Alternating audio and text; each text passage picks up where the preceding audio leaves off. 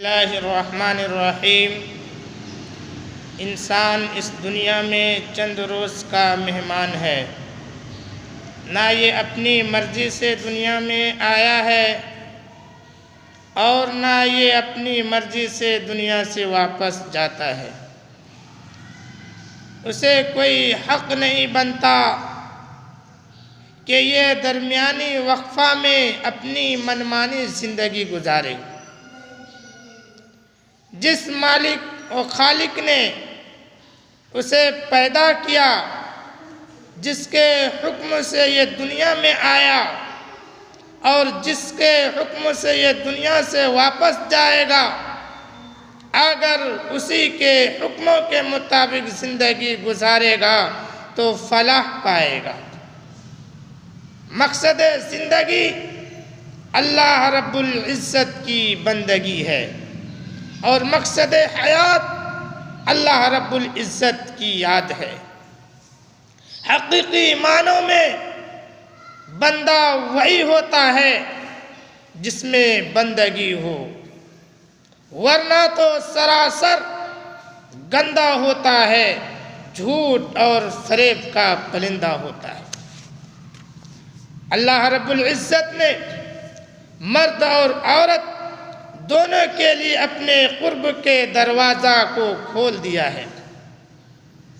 ارشاد فرمایا اللہ تعالیٰ نے، من عمل صالحا من ذکر او انثی وہو مؤمن فلنحیینہ حیاتا طیبہ۔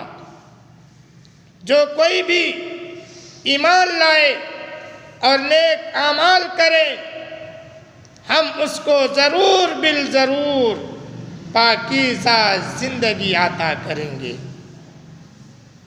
عام طور پر عورتوں میں یہ تاثر دیکھا گیا کہ وہ سمجھتی ہے کہ ولایت کے درجات کو پانا یہ تو مردوں کا کام ہے، عورتیں تو فقط اپنا نماز روزہ کریں، گھرداری کے کام میں مصروف رہیں، یہی ان کی زندگی ہے۔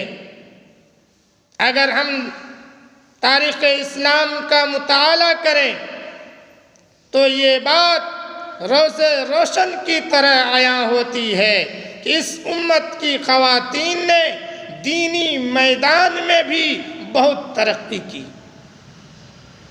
اور علم کے میدان میں بھی انہوں نے نمایاں کامیابی حاصل کی۔ عورتوں کے اندر دین کا کام کرنے میں بھی انہوں نے شب و روز محنت کی اور ولایت کے درجات پانے میں بھی وہ مردوں سے پیچھے نہ رہی۔